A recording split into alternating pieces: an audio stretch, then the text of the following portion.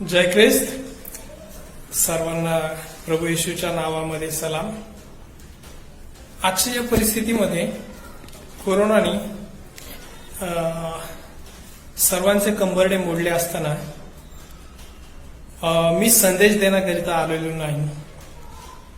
आणि आपण बघत आहात की बरेचसे पालक, बरेचसे सुवार्थिक आज फेसबुक, इंस्टाग्राम, व्हॉट्सअप अनेक माध्यमातून आपणापर्यंत संदेश पोहोचवित आहेत।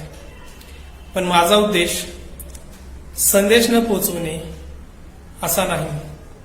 माझा उद्देश हा आहे की आपण संदेशाबरोबर ज्या कोरोनामुळे समाजाचे कंबरडे मोडले आहे आणि समाजाची जी मूलभूत गरज आहे, रोजगार हा हिरावून घेतलेला आहे, पण अशा परिस्थितीमध्ये आपण घाबरून न जाता परमेश्वराला आठवण करीत असताना, त्या मार्गाने चालत असताना आपण नक्कीच काहीतरी उपाययोजना केल्या पाहिजेत, जेणेकरून आपलं कुटुंब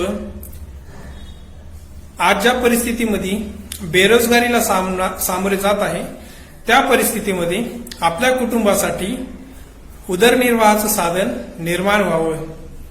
मी सर्व पालक वर्गाला, सुवार्थिकांना आणि चर्चच्या पुढाऱ्यांना ही विनंती करीतो की आपण संदेश देत असताना संदेशाबरोबर जनजागृती व उद्योग निर्मितीचे सुद्धा प्रयत्न करावेत, जेणेकरून समाजामध्ये जे बेरोजगारीचं सावट संकट आलेलं आहे ते काही अंशी दूर होण्यास मदत होईल। चर्च हे नेहमीच प्रत्येक गोष्टींमध्ये माणसांच्या मदतीसाठी आजपर्यंत धावून आलेलं आहे आणि आजही कोरोना या काळात चर्चने पुढाकार घेऊन उद्योग निर्मितीसाठी सहकार्य करावे ही माझी आपणा सर्वांस विनंती राहील।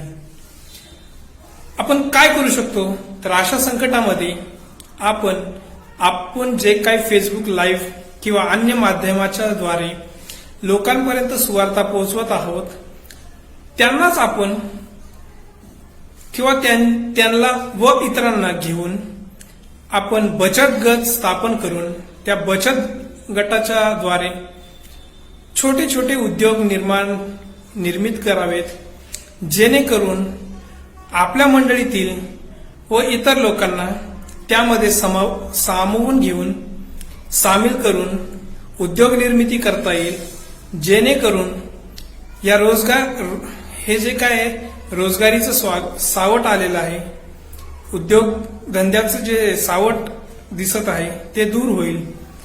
आपण रोज बातम्यांमध्ये बघत आहोत, आंतरराष्ट्रीय इंटरनॅशनल लेबर ऑर्गनायझेशन या संघटनेने सांगितलं आहे आणि आपल्या भारतातील अनेक लेबर ऑर्गनायझेशन्स, कामगार संघटना हे आपल्याला वारंवार सांगत आहेत की करोडो लोकांचे रोजगार गेलेले आहेत किंवा जाणार आहेत।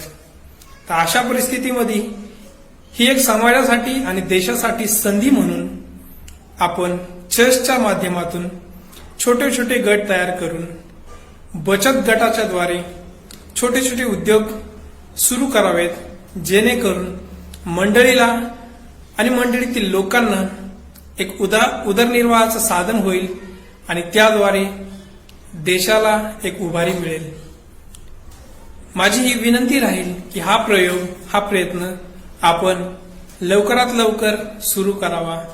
या प्रयत्नामध्ये परमेश्वर आपल्याला नक्कीच यश देईल।